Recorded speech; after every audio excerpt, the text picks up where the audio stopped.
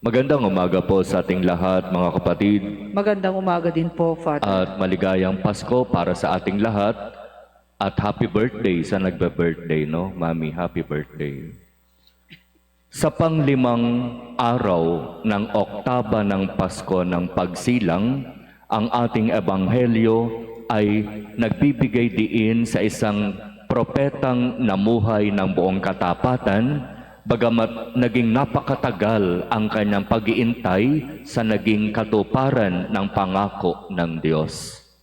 Ang tinutukoy ay si Simeon, isang taong banal, nagsikap mamuhay sa pagsunod sa utos ng Diyos, sa kalooban ng Diyos. At dahil doon, sabi ng Ebanghelyo, sumasa kanya ang Espiritu Santo.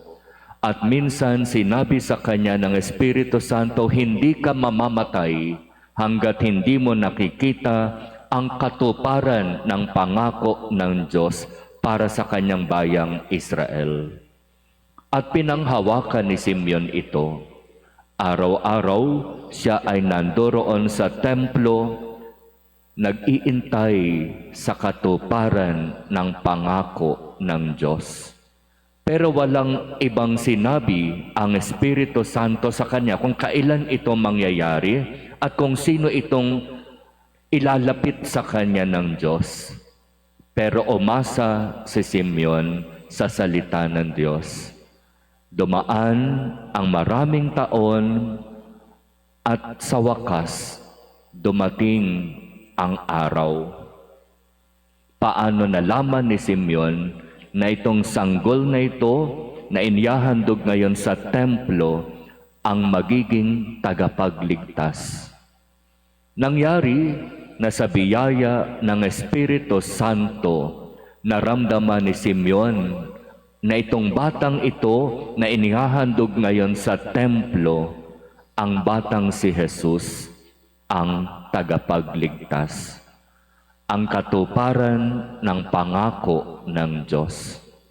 Kaya dahil doon, ang mga salitang inawit ni Simeon ay mga salita na nagpupuri at nagpapasalamat sa Diyos, kung saan sinabi niya, kunin mo na, Panginoon, ang iyong abang alipin ayon sa iyong pangako. Yamang nakita na ng aking mga mata, nakalong ko na sa aking mga bisig ang iyong ipinangakong tagapagligtas. Sa madaling salita, sinasabi ni Simeon, pwede na akong mamatay sapagkat natagpuan ko na, nakita ko na, nakalong ko na sa aking mga bisig ang tagapagligtas na ipinangako ng Diyos.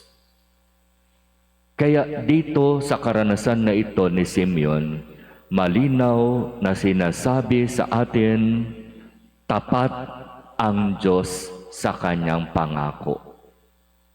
Maaaring nangyayari ang katuparan ng pangako ng Diyos sa panahon na itinakda ng Diyos at hindi sa panahon na gusto ng tao. Hayaan natin na sa buhay natin ang Diyos ay maging Diyos at tayo ay maging abang alipin. Ibig sabihin, kung hahayaan natin na ang Diyos ay maging Diyos, maging mapagpasensya tayo, matuto tayo magintay, matuto tayo magpahalaga sa takdang panahon na ilalaan ng Diyos para sa atin. Huwag nating madaliin ang Diyos. Huwag nating pangunahan ang Diyos.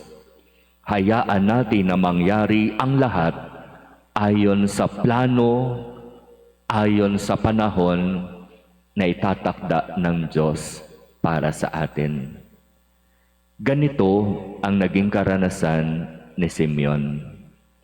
Hindi siya naging makulit, siya'y naging mapagpasensya, matyaga, at talagang nagsikap na maging tapat sa Diyos hanggang sa dumating ang oras na kanyang pinakaiintay. Ang isa pang magandang pagnilayan sa karanasan ni Simeon ay ang kanyang pagiging tapat. Sa napakatagal na panahon na kanyang pinag-intay sa katuparan ng pangako ng Diyos, siya'y naging tapat sa Diyos. Ginagawa niya yung mga bagay na dapat niyang gawin bilang pagsunod sa kalooban ng Diyos. Ginagawa niya yung mga bagay na dapat niyang gawin para sundin ang kalooban at kagustuhan ng Diyos. At dahil sa kanyang katapatan sa pagsunod sa kalooban ng Diyos, siya'y naging banal.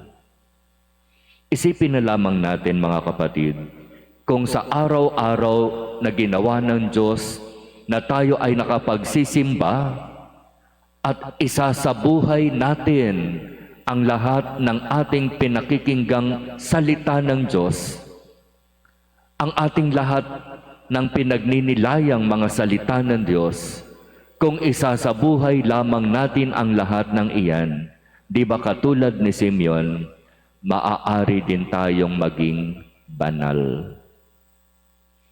Mamuhay nawa tayo sa pagsunod ng buong katapatan sa mga utos ng Diyos, sa kanyang kalooban, at magsikap nawa tayo katulad ni Simeon na mamuhay sa kabanalan, upang kung dumating ang oras na tayo ay haharap na sa Diyos, tayo ay matagpo ang karapat-dapat, at katulad ni Simeon, masabi rin natin ang mga salita na nagsasabi, "Kunin mo na, Panginoon, ang iyong abang alipin, sapagkat nagawa ko na ang mga bagay na dapat kong gawin ayon sa ipinag-uutos mo sa akin. Maaari mo na akong kunin sapagkat gusto ko nang makarating sa iyong kaharian sa langit."